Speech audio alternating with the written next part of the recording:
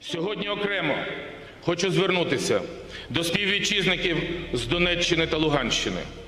Дорогие наши братья и сестры, сограждане, многие из вас уже успели ощутить на себе прелести правления террористов.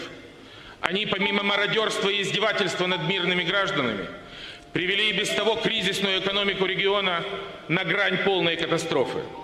Но мы ни при каких обстоятельствах не оставим вас в біді. Тому що у нас робота буде, у них немає. У нас пенсії будуть, у них немає.